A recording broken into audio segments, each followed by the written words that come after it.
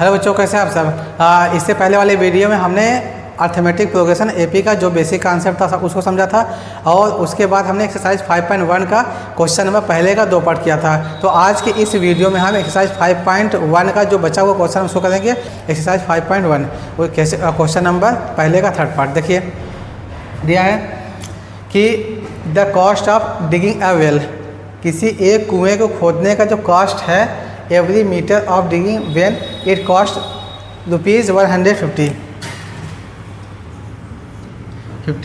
For the first.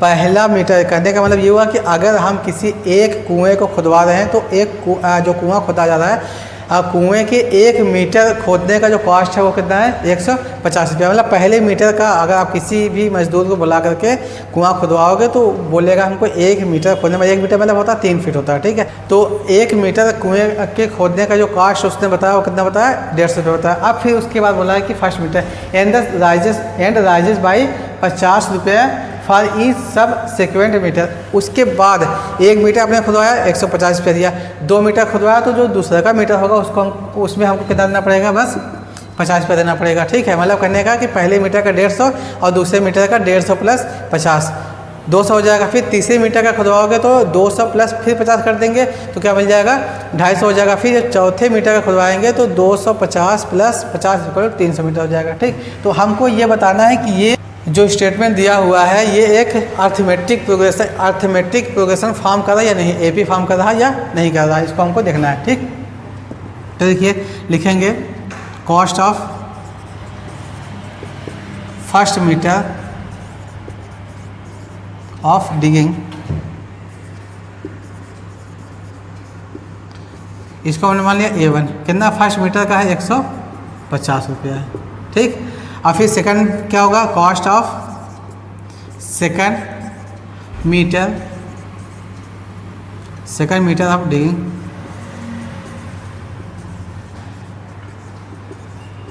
A2 मान लिया, इसको हमने कितना हो जाएगा ये 150 हो जाएगा प्लस फिर 50, दोनों को जोड़ देंगे तो मिल जाएगा 200 रुपया, ठीक। और फिर cost of third metre of digging कितना हो जाएगा A3, cost of third metre of digging A3 equal to हो जाएगा 200 प्लस 50, इसको जोड़ देंगे तो मिल जाएगा 250, ठीक है। वैसे ही A4 जब निकालेंगे तो हमको मिलेगा 300 हो जाएगा 300। जब आप इसको देखेंगे तो पहला जो मिला आपको 150 मिला, फिर मिला 200 मिला, फिर 250 मिला, उसके बाद फिर मिला 300 and so on, it will form an AP, ठीक। तो ये आपका एपी फॉर्म करेगा। तो उम्मीद करते हैं आपको ये क्वेश्चन भी समझ आ गया होगा। अब क्वेश्चन नंबर पहले का 4th पार्ट देखते हैं क्या है। पहले का 4th पार्ट में क्या दिया है, the amount of money in the account every year when 1000 rupees is deposited at the compound interest of 8% per annum, ठीक। क्वेश्चन में क्या बोला है कि किसी एक बैंक में आपने 10,000 रुपये जमा किया, आपको 1 साल में 8% ब्याज देगा। देखिए कंपाउंड इंटरेस्ट क्या होता है, सबसे पहले हम उसको समझते हैं। कंपाउंड इंटरेस्ट ऐसा इंटरेस्ट होता है कि अगर आपने 1 साल में आपने जितना पैसा जमा किया 1 साल में आपको जितना बढ़ा के मिला, ठीक है, तो जो बढ़ा के मिला रहेगा पैसा उस पैसे पर भी वो ब्याज देगा। जैसे मान लिया आपने 100 रुपये जमा किया किसी बैंक में, आपको 1 साल में 110 रुपये दिया उसने, तो जो दूसरा पहले साल में आपको मिल गया 10 रुपये एक्स्ट्रा मिला। जब दूसरे साल आप जाओगे लेने के लिए तो आपको 110 रुपये का भी 10% निकालेगा, 110 रुपये का 10% हो जाएगा 11 रुपये हो जाएगा, तो आपको दूसरे साल मिलेगा 121 रुपये मिलेगा। मतलब करने का कि दूसरे साल में 1 रुपया एक्स्ट्रा बढ़ गया, ठीक है। और जबकि सिंपल इंटरेस्ट की अगर हम बात करते हैं तो 2 साल में कितना मिलता है हमको, क्योंकि 1 साल में 10 रुपये एक्स्ट्रा मिल रहा है तो 2 साल में बस एक्स्ट्रा मिलता, अगर सिंपल इंटरेस्ट की बात करते हैं। अब कंपाउंड इंटरेस्ट की बात आ रही है तो क्या हो जा रहा है कि जो आपका पैसा बढ़ा था उस पैसे पर भी वो ब्याज देगा, यह आपका कंपाउंड इंटरेस्ट का कॉन्सेप्ट होता है। तो अब इस क्वेश्चन में देखिए पहले साल जो हमने पैसा जमा किया बैंक में वो कितना जमा किया, हमने माना A1, ठीक है। A1 इक्वल टू मिल गया हमको 10,000 रुपये जो हमने जमा किया था अकाउंट में। अब जो रेट था इंटरेस्ट का वो है 8%, ठीक। और जो टाइम है n इक्वल टू 1 साल, तो 1 साल बाद हम देखेंगे हमको पैसा कितना बढ़ा के मिला। तो इसके लिए एक फार्मूला होता है अमाउंट, इसको हमने मान लिया A2, जो बढ़कर पैसा मिलेगा उसका फार्मूला होता है P ब्रैकेट में 1 प्लस R अपन 100 इंटू n, n की जगह पर हमने 1 रखा। तो और जो P था हमारा प्रिंसिपल वो कितना है A1 ही है, इसी को हमने प्रिंसिपल माना P, ठीक है। तो यहाँ पर आपका 10,000 हो जाएगा, 10,000 ब्रैकेट में 1 प्लस 8 अपन 100 और यहाँ पर 1, ठीक। अब इसको कैंसिल करके देखेंगे हम कितना आ रहा है। तो इसको कैंसिल करेंगे तो ये 4 दूना 8 हो जाएगा, 25 चौका 100 हो जाएगा, 25 से का 25, 25 प्लस 2 27, तो ये 27 हो जाएगा बटे 25। अब 25 से इसको काटेंगे, 25 चौका 100, यहाँ हो जाएगा 400, ठीक। अब यहाँ पर 400 गुणे 27, ये आपका A2। तो A2 निकाल के देखते हैं कितना आता है। A2 इक्वल टू 27 का मल्टीप्लाई अगर हम 400 में करते हैं तो हमको मिल जाएगा 10,800, ठीक है। ये 1 साल बाद आपको अमाउंट मिला। तो पहले हमने कितना जमा किया था, 10,000 जमा किया था, हमको मिल गया 10,800 मिल गया। तो जो D का वैल्यू आ वो A2 माइनस A1, A2 कितना है 10,800 है माइनस 10,000 मिल जाएगा 800।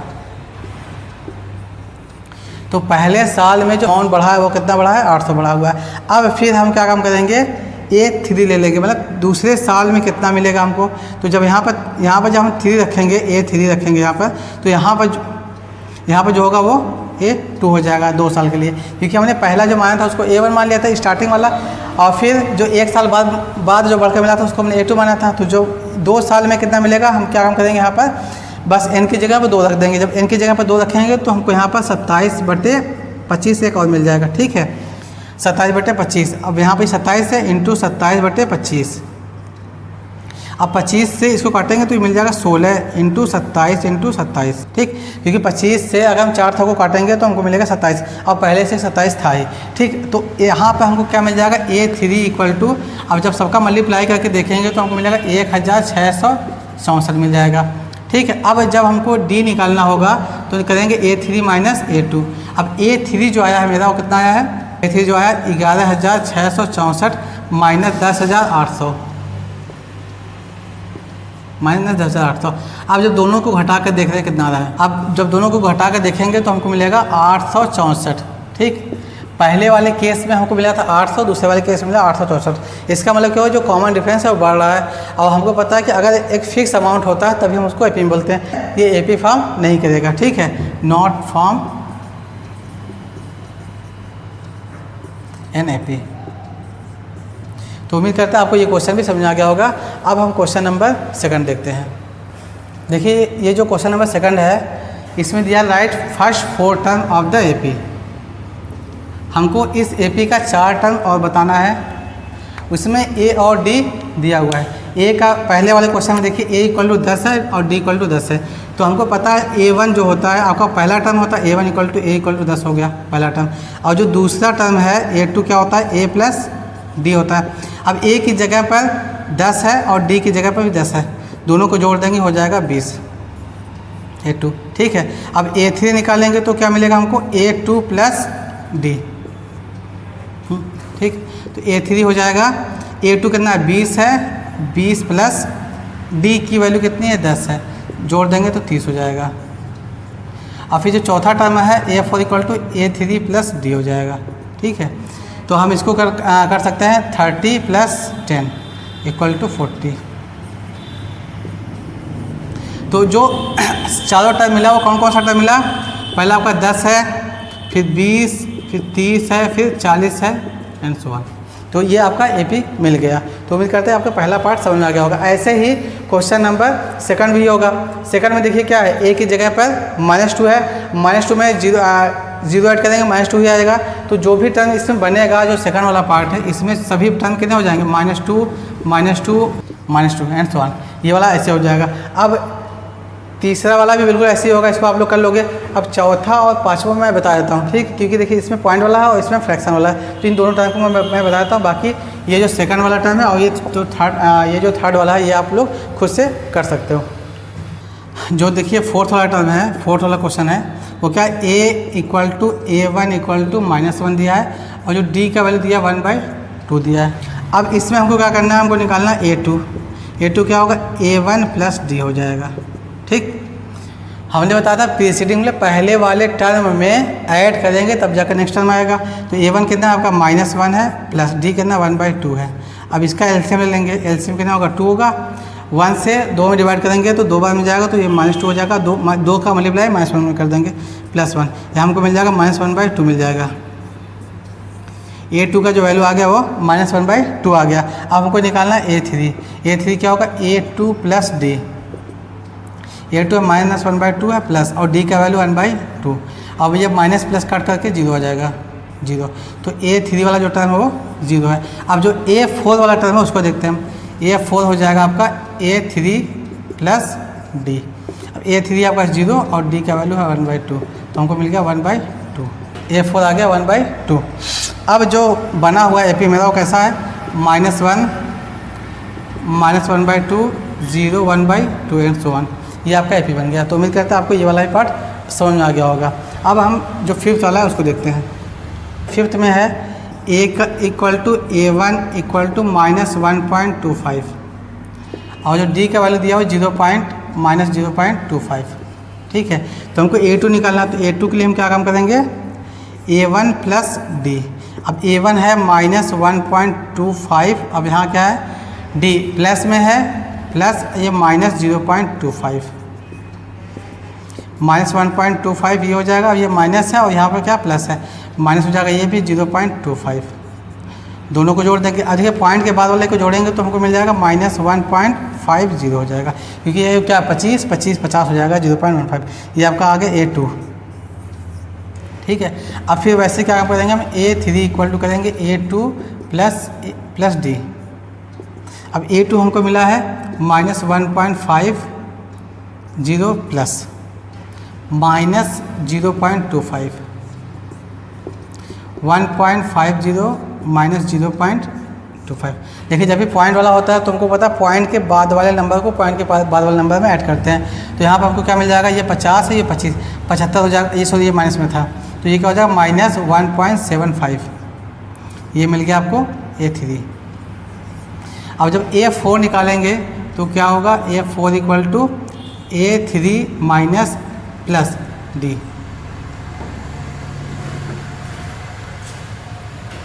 तो A4 इक्वल टू -1.75 -0.25।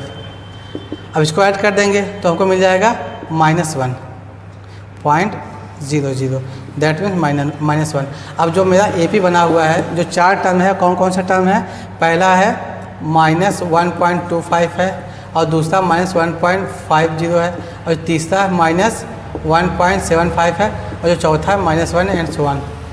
ठीक है, तो उम्मीद करते हैं आपको ये क्वेश्चन भी समझ में आ गया होगा। अब हम क्वेश्चन नंबर 3 देखते हैं, उसमें क्या दिया है। देखिए क्वेश्चन नंबर 3 में दिया है, for the following APs right the first term, पहला टर्म निकालना हमको, और कॉमन डिफरेंस निकालना है, मतलब A और D निकालना है। जो ये APs दिया हुआ है, इसमें 4 क्वेश्चन दिया है। ठीक, अब जो पहला वाला क्वेश्चन है, ये 3 है, 1 है, -1 है, -3 एंड सो ऑन। अब इसमें क्या होगा, आपका पहला टर्म होगा 3।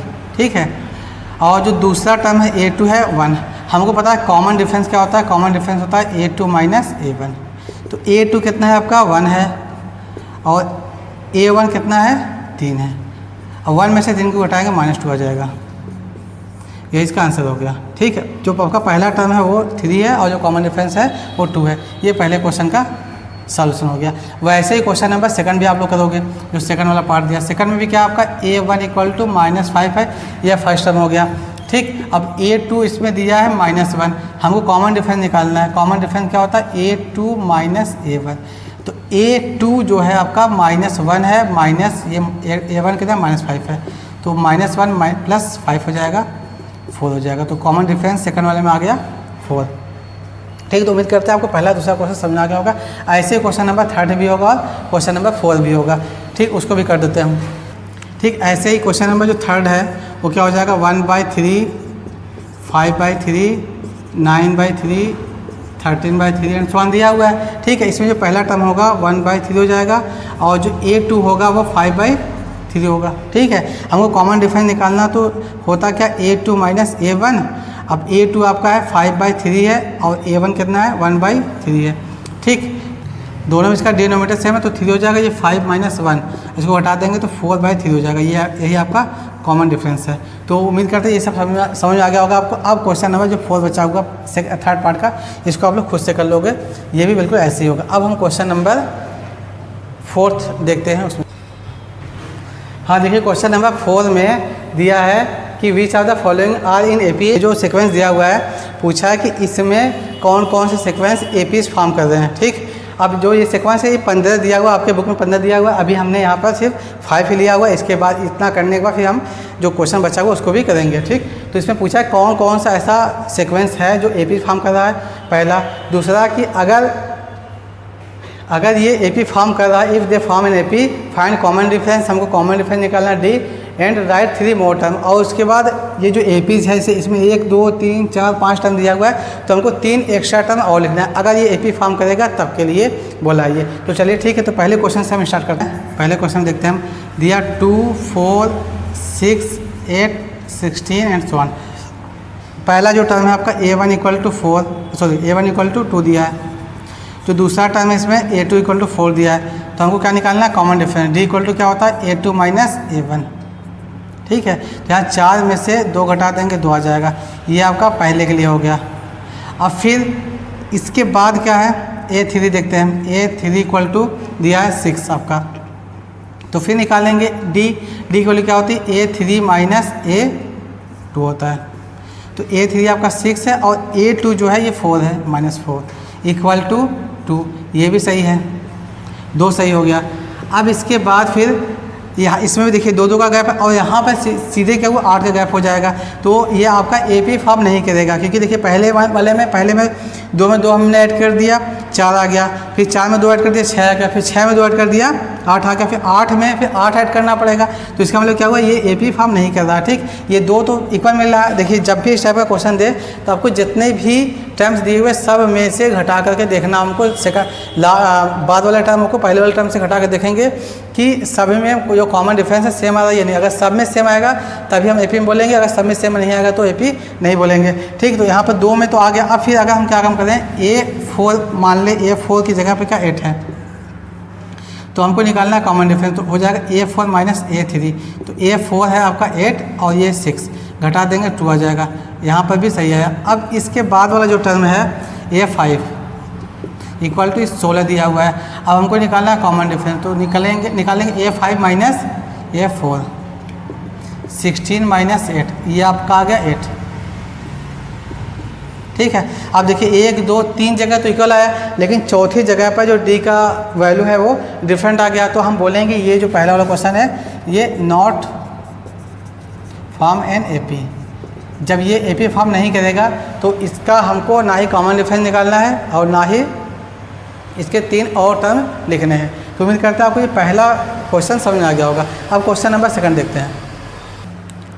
अब देखिए क्वेश्चन नंबर 2 दिया है 2 5/2 3 एंड so on। अब इसमें देखिए जो पहला वैल्यू है A1 की वैल्यू है 2 और जो A2 दिया वो 5/2 दिया है। अब दोनों को लेकर कॉमन डिफरेंस निकाल के देख लेते हैं हम। तो होता है A2 - A1। अब A2 आपका 5/2 है माइनस A1 कितना है 2 है। अब दोनों का एलसीएम लेते हैं, दोनों का एलसीएम आ जाएगा 2। अब ये हो जाएगा 5 - 4, तो मिल जाएगा हमको D का जो वैल्यू मिलेगा इस वाले केस में 5 में से 4 गया 1 बचा 1/2 हो गया। ये आपका पहला हो गया। ठीक है, अब फिर हम देखते हैं A3 आपका 3 दिया है। ठीक है, तो हमको निकालना फिर D निकालना, तो D क्या होगा A3 - A2। A3 है 3 माइनस A2 है 5/2। इसका भी एलसीएम ले लेंगे। एलसीएम लेने के बाद अगर इसमें D की वैल्यू निकालेंगे तो इसका एलसीएम दोनों का एलसीएम आ जाएगा 2। ठीक है, 3 × 6 - 5। अब 6 में से 5 गया 1 बचा D। यहाँ पर भी 1/2 आ गया। अब फिर जो एक और टर्म दिया हुआ है A4, इसको देखते हैं। ये दिया आपका 7/2 दिया है। ठीक है, तो अब फिर हमको D निकालना, तो जब D की वैल्यू निकालेंगे तो क्या होगा A4 - A3।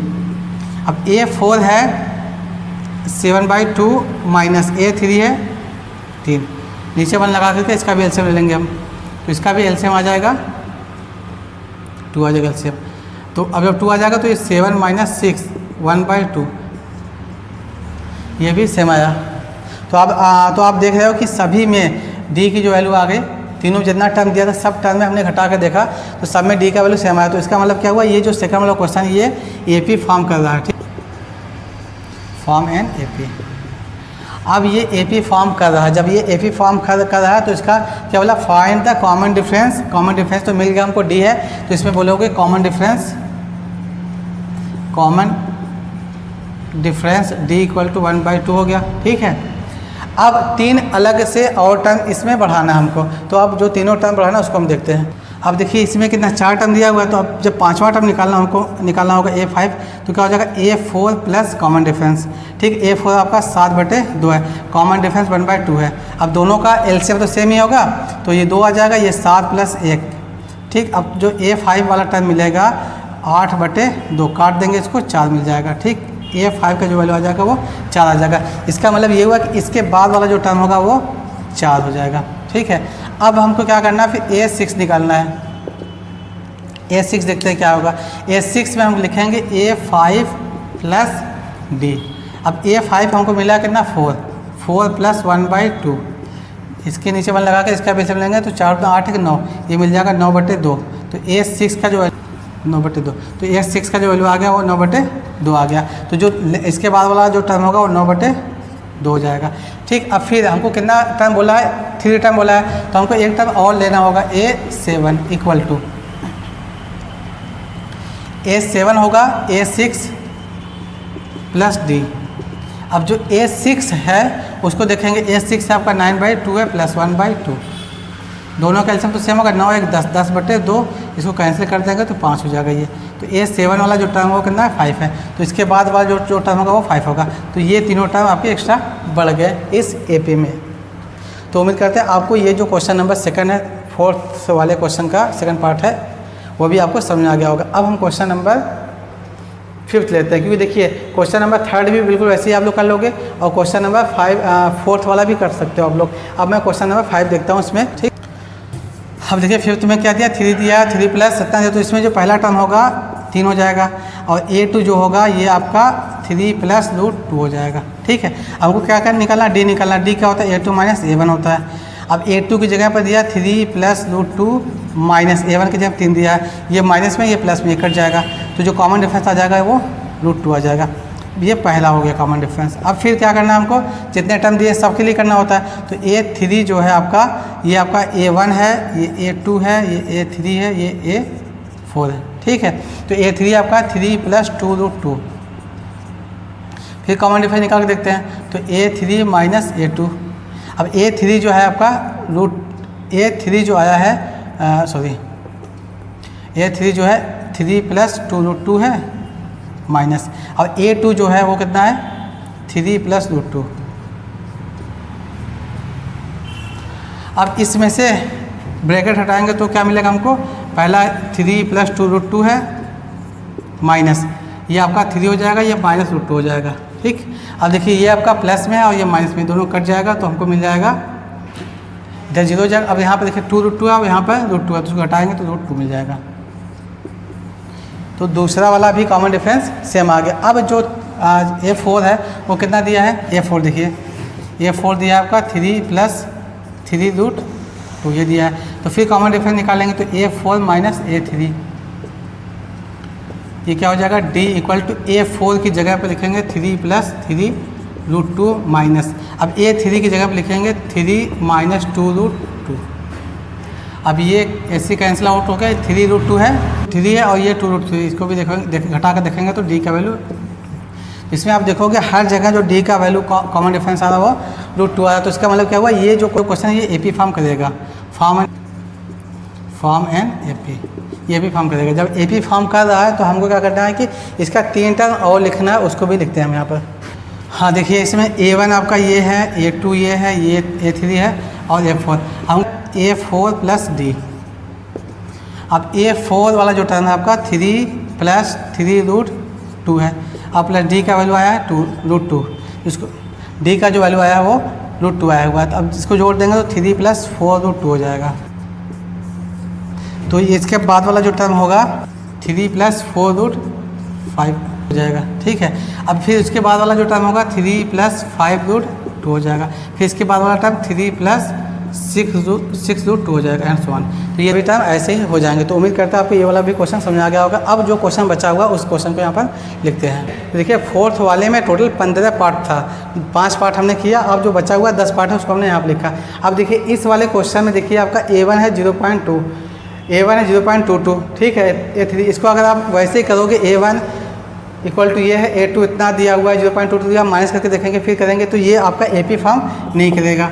ठीक है, अब यहाँ पर ये वाला देखिए ये आपका AP फॉर्म करेगा। A1 कितना है 0 है, A2 कितना -4 है, और यहाँ पर A3 है -8, A4 है -12। इसमें देखेंगे आप -4 हमेशा क्या हो रहा है, घटता चला जा रहा है। ठीक है, 0 है 0, 0 के बाद -4 मतलब पीछे की तरफ चले जाते हैं। तो ये आपका AP फॉर्म करेगा। इसके बाद वाला जो टर्म आएगा इसमें -16 हो जाएगा, फिर इसके बाद वाला आ जाएगा -20 हो जाएगा, इसके बाद वाला -24 हो जाएगा। तो ये आपका AP फॉर्म करेगा। जैसे हमने बताया बिल्कुल वैसे करना है। अब इसमें देखिए -1/2, -1/2, -1/2, इन सभी में जो कॉमन डिफरेंस होगा D = 0 हो जाएगा।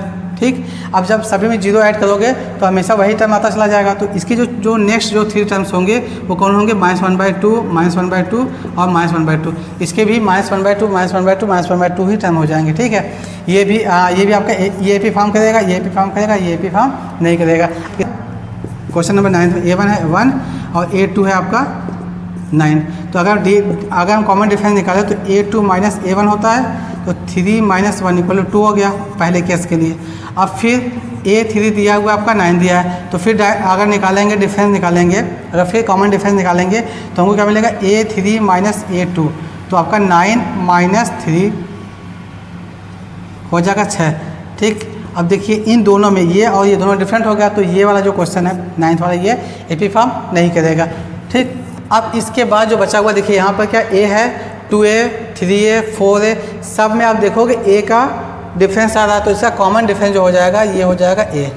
ठीक है, कॉमन डिफरेंस A हो गया, ये AP फॉर्म कर रहा है। अब इसके बाद वाला जो टर्म आएगा 5 है, फिर 6 है, फिर उसके बाद 7 आ जाएगा। तो ये वाला भी AP फॉर्म कर रहा है। उम्मीद करते हैं ये क्वेश्चन भी आपको समझ आ गया होगा। अब देखिए ये भी फॉर्म करेगा। अब क्वेश्चन नंबर जो 11 है 10th वाला फॉर्म कर रहा है, 11th है A है, फिर A² है, फिर A³ है। इसमें कोई चांस ही नहीं है कि ये AP फॉर्म करे, क्योंकि देखिए अगर हमने A1 को माना A, फिर A2 को मान लिया A², दोनों को घटा के देखते हैं। जो D है वो A2 - A1 होगा, तो यहाँ पर निकालेंगे A2 - A1, A का स्क्वायर। ये आ गया आपका पहले वाले केस के लिए। ठीक है, और फिर दूसरे के लिए जो A3 है तो वो क्या है आपका A³ है। यहाँ से अगर निकालेंगे तो A3 - A2, तो यहाँ से देखेंगे हम D की जो वैल्यू होगी A³ - A²।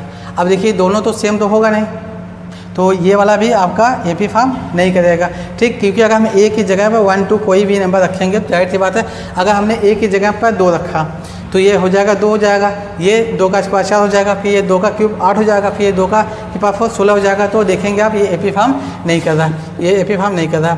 अब हम क्वेश्चन नंबर जो 12th वाला है उसको हम देखते हैं, ये फॉर्म कर रहा है या नहीं। देखिए जो क्वेश्चन नंबर 12 है इसमें A1 दिया है आपका √2 और A2 दिया है √8। अब √8 को हम लिख सकते हैं 2 लिख सकते हैं 2 × 4। अब 4 को अगर रूट से बाहर निकालेंगे तो 2√2 हो जाएगा। ये आपका A2 हो गया। ठीक, और ये आपका A1 हो गया। अब यहाँ से अगर हम D निकालें तो D क्या मिलता है, A2 - A1। A2 आपका 2√2 है और A1 है रूट में 2, घटा देंगे तो मिल जाएगा √2। तो पहले वाले केस के लिए जो कॉमन डिफरेंस मिला वो √2 मिल गया। ठीक है, अब फिर अगर यहाँ पर देखेंगे हम A3 कितना है, A3 दिया है आपका 18 दिया है, रूट में 18। ठीक है, तो अब यहाँ पर लिखेंगे A3 = हम इसको लिख सकते हैं 9 × 2 लिख सकते हैं, रूट में है तो A3 की जो वैल्यू आ जाएगी वो 3√2 आ जाएगी। ठीक, जब ये आ गया तो फिर D की वैल्यू निकालना होगा हमको, तो करते हैं क्या A3 - A2 करते हैं। A3 आपका 3√2 है, माइनस A2 आपका दिया है 2√2। अब घटा देंगे 3√2 में से 2√2 घटाएंगे तो हमको मिलेगा √2।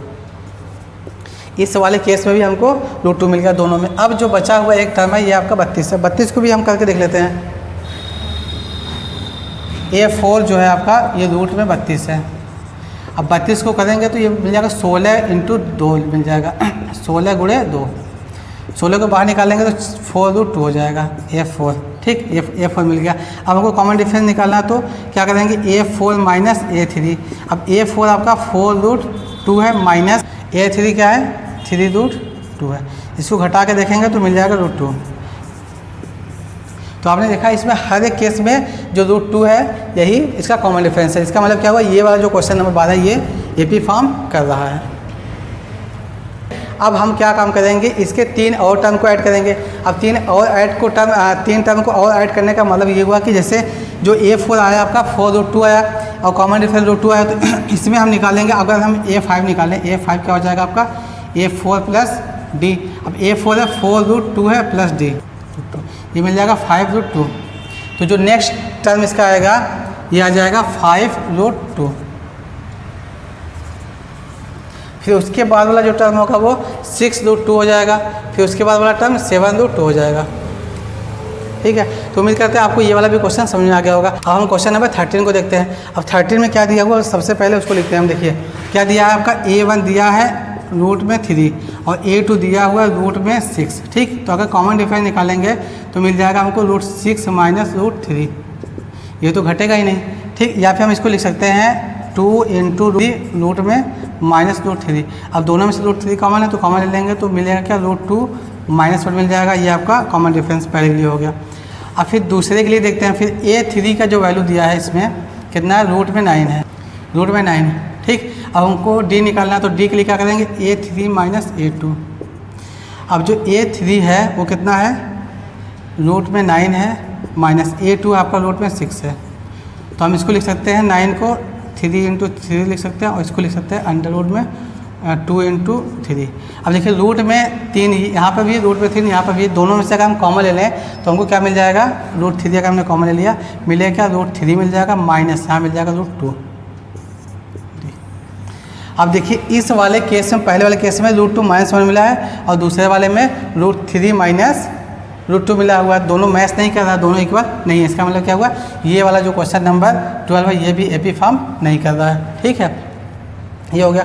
अब क्वेश्चन नंबर जो 14 है उसको देखते हैं। क्वेश्चन नंबर 14 में 1 का स्क्वायर तो 1 आएगा, 3 का स्क्वायर 9 हो जाएगा, 5 का स्क्वायर 25, 7 का स्क्वायर 49। तो आप देखोगे बहुत ज़्यादा गैप हो जा रहा है, इसलिए ये भी फॉर्म नहीं करेगा, AP फॉर्म नहीं करेगा। वैसे ही क्वेश्चन नंबर जो 15 है ये भी होगा। 1 का स्क्वायर तो 1 होगा, 5 का स्क्वायर 25, 7 का स्क्वायर करेंगे तो 49। गैप ज़्यादा हो जा रहा है और स्क्वायर वाले टर्म में ये भी AP फॉर्म नहीं करेगा। तो उम्मीद करते हैं आपको एक्सरसाइज 5.1 का जितना भी क्वेश्चन था हर एक क्वेश्चन को हमने किया, आपको सब क्वेश्चन समझ आ गया होगा अच्छे से।